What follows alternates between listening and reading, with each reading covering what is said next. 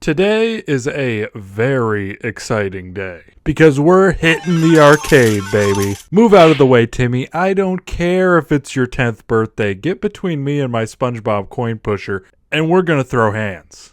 Anyway, I thought it'd be fun to take you all along on this little field trip and make it into a sort of review vlog type thing chronicling my visit to this arcade. And it's not just any old arcade. We are going to a growing favorite of mine as far as chain arcade franchises go. A little place called Round One. A Japanese-owned arcade brand that, among the regular modern arcade offerings, also has bowling, karaoke, fucking pickleball in select locations, I guess. And a personal favorite of mine, a wide selection of UFO-style Japanese claw games. Now, full disclosure, all of this footage was actually filmed well over a month ago when I was on a trip visiting a friend of mine. Yeah, if I actually had one of these arcades local to me, I would be so fucking broke. This particular Round One resides at the mall at Fairfield Commons in Dayton, Ohio. From the time I spent there, it was a really nice little shopping center with tons of other stuff to discover and do. But today we are here for one reason and one reason only: to blow some cash at the arcade. First, here's a quick size comparison of me next to the massive bowling pin they have out front, in case anyone was wondering. I just love the fact that they just casually have a 30-foot bowling pin on hand. It just makes me happy every time I see it.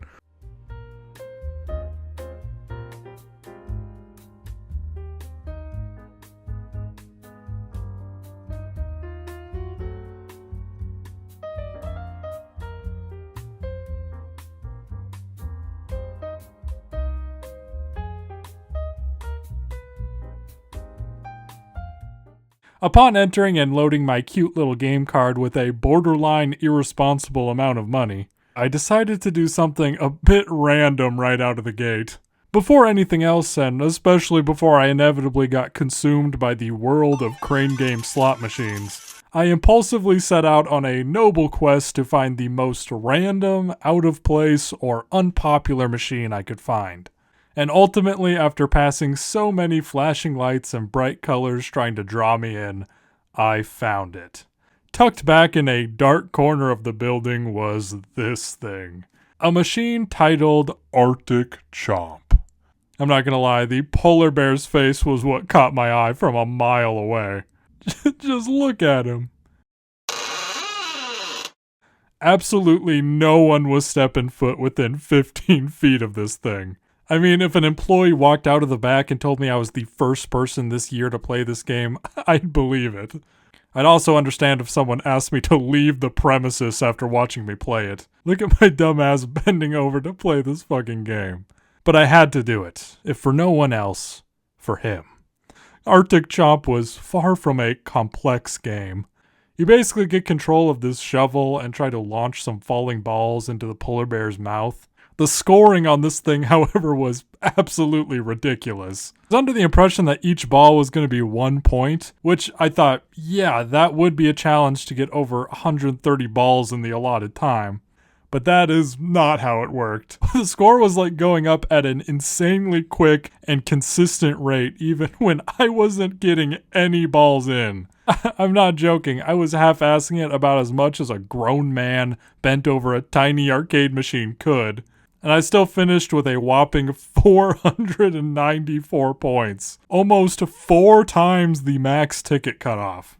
As I collected my whole 50 tickets, I bid farewell to the polar bear that drew me in. I hope the future treats you well, buddy. And I then headed towards the labyrinth of Japanese-style claw machines. Now, claw machines have always been a special favorite of mine. And these machines here were unlike anything I'd seen before in my life. I'm going to be trying out a fair bit of different ones throughout this video, and as well as showing them off and hopefully fucking winning something, I will let you know how fair I think they are from my experience at least. I wanted to start off nice and simple with a familiar looking one. It's a tale as old as time here. Claw comes down and picks up the... Oh, fuck off. What was that? Part of the challenge here actually comes with all these damn balls they filled up the bottom with, I think. They seem to mess with your grab pretty bad sometimes. Thankfully, there's a feature that if you press the button again, you can make the claw close early, which didn't actually help me that much because I was pretty bad at timing it, as you can see. The other major obstacle at play, a common one in the world of claw machines, is the strength of the claw itself. There are definitely possible ways to cheese this game on occasion, I'm sure, but for the most part, this is a payout machine, plain and simple. The more you play, the closer you get to the payout, and once you hit that payout, no matter if you don't double tap or have a horrible claw placement, you will win the prize on that play. Because it fucking clamps down with the might of God. But thankfully, with only a moderate amount of plays, we happened to hit it and won our first prize of the night. This cute little Chihuahua guy dressed up like a bee. I honestly would have preferred it to be the man himself, but this guy's good too. He's the gluttonous one, isn't he? Forgive me for blanking on his name, I still need to get up to date on my Chihuahua lore. I was honestly just overjoyed that we won a prize on our first machine. The next machine I decided to try was this one here. It's the first of many they have that I have dubbed their box games. Because although the gameplay varies, the overall goal is to just make the box hit the bottom of the machine and you win. In this one we have these 4 parallel bars that we have to deal with. The box itself is too big to in any way slip through the rafters here, so the goal is to get it in between the bars closest to the end and then tip its ass over the edge. Sadly, we kind of completely fucked it right off the bat though. We flipped it backward when we wanted it to go forward. I wasn't sure how hard it was going to be or if it even had enough space to flip it off the back over there by the plushes. And I was discouraged with the prospect of painstakingly flipping it a total of 3 whole times to get it back off the front. So I just opted to leave this prize behind. Too bad my luck at the next machine wasn't much better. But unlike the last one, this one actually wasn't my fault at all. It sucks because I actually thought this one looked fun.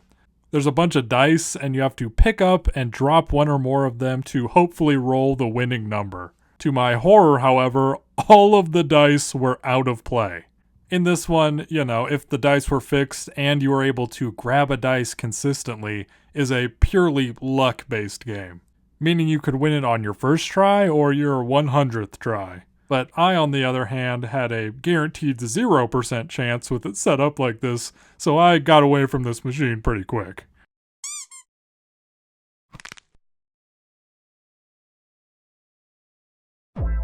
Yeah, we finally redeemed ourselves with winning our second prize of the night. We happened to hit the payout on this little Hello Kitty plush on our first goddamn try. Okay, this next one really piqued my interest. The ping pong ball claw game. So they have this big ass punch bowl filled with ping pong balls and a goddamn muffin tray from Walmart. And you have to try to pick up and then drop a ping pong ball into one of the marked holes. A ball in either of them wins you the coveted spherical Miku. My first drop got me 1 whole ball, which I'd come to learn is the most common outcome. The claw's just so small that you're lucky if you can get 2 in there. But I do think getting 3 is just barely possible, but only if the arcade gods smile upon you. Okay, not bad, I suppose. My next few plays had a little more bounce to it, though. As you can see, although where the claw stops every time is directly over one of the marked spots, the bounce on the ping pong balls are completely unpredictable, making this a mostly luck-based game. But it is one that your probability of winning should go up with each ball dropped, since each spot taken up limits the possibilities of where the next one can land after bouncing around. Unless it does that. What is this? Oh, this is absolutely ridiculous at this point. After making a bit more progress, I picked up the grimiest, nastiest looking ball in there. Like, seriously, how did this even happen to just this ball in particular? Did someone shove it up their ass or something? But I just knew that this ball, this had to be the chosen one. Never mind. It just launched itself to the other end of the map, I guess. And then this one literally gave the winning hole a rim job, for God's sake. This game is taking a lot longer than I anticipated. To keep you engaged, here's some Subway Surfers gameplay YouTube short style that I captured from the actual arcade machine version I played there. After wasting a lot of time and a lot of money on this game, I decided to get a little creative. They give you full control of the crane up until the point you drop it, so I went scorched earth and started trying to fuck with the balls already in there. Which did next to nothing for me, by the way. But thankfully, after going back to some regular attempts and accidentally spilling the bowl a little, I pulled the fabled double ball grab. And with it, I came so close to getting a double win on this machine. I don't know 100% if they would have even honored 2 prizes in one play, but it still would have been cool to get it on camera. At this point, though, I was happy to just not leave this machine empty-handed. And only a little passive-aggressive about how much money it took to get my new circular Miku. She looked like she needed the perk 3000. I then spotted this Sanji figure from One Piece and wanted to try for it. In this game, you have to get this shaft here perfectly in this little hole. Definitely far from impossible, and as far as I could tell, it was our first 100% skill-based game. If you have really good timing, I think someone could win consistently on this one. Sadly, that person is not me. I came close a few times, but just wasn't able to slip it in there. The machine must have seen the writing on the wall and literally cut me off, just straight up stopped working. I immediately did a quick speed walk around the area and did come across one other machine with the same Sanji in it. And in this one, all we had to do was push it through the bars.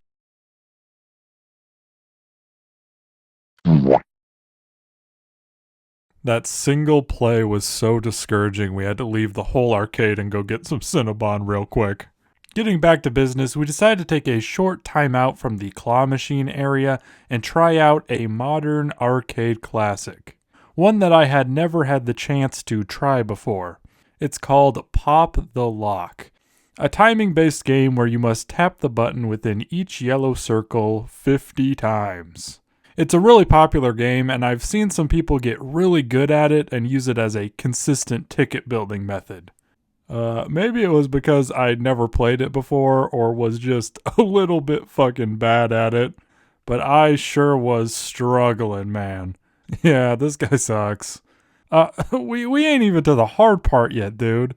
Once you get to the lower numbers, the amount of time between circles gets insane, and your reaction time needs to be on point. In all my tries today, I was unable to get all 50 in one go and get that jackpot. But this is definitely a machine I want to revisit someday in the future because it was extremely fun and one of my favorite parts of the visit. Okay, back to the claw machines. Daddy's feeling lucky. And to be honest, there are just so many different types to play still. Next up, we have another box game.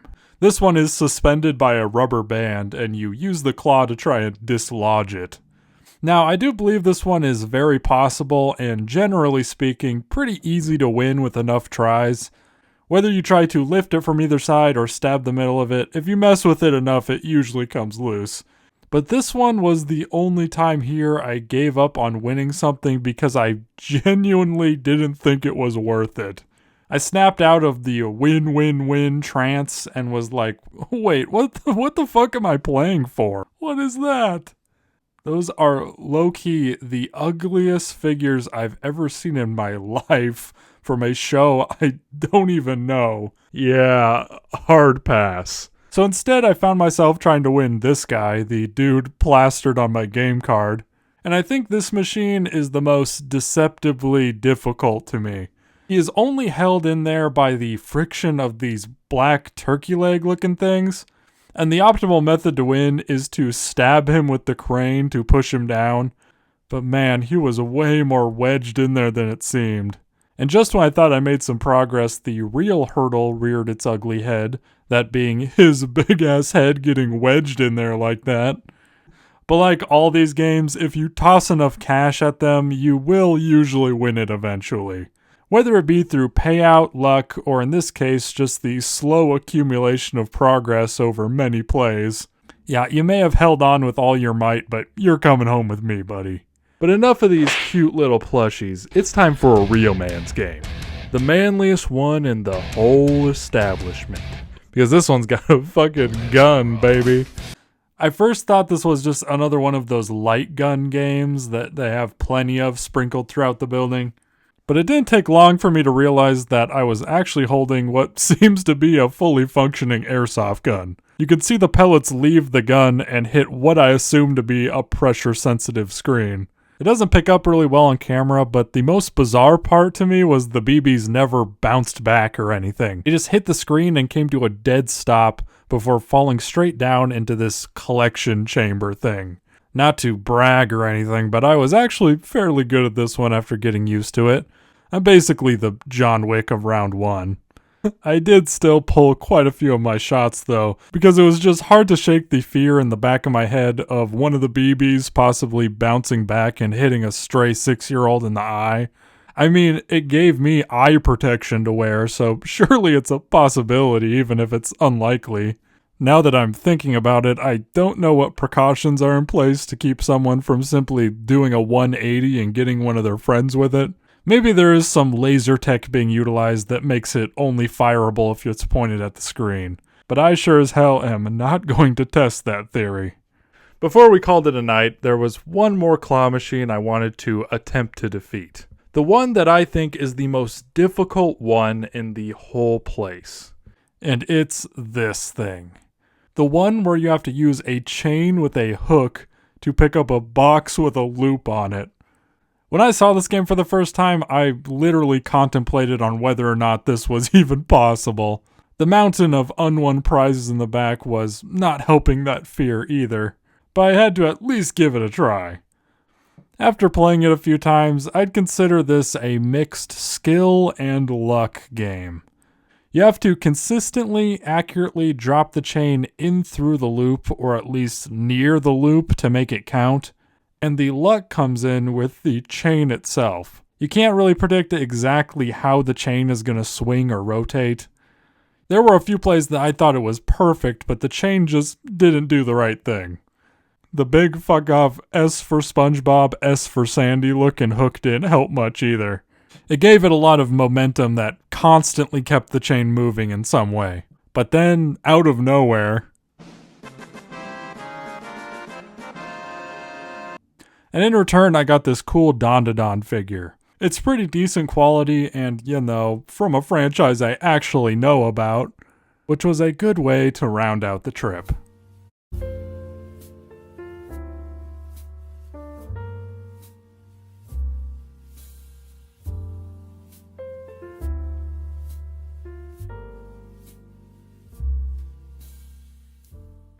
Overall, we had a ton of fun, and I think we had a pretty good haul when it came to prizes.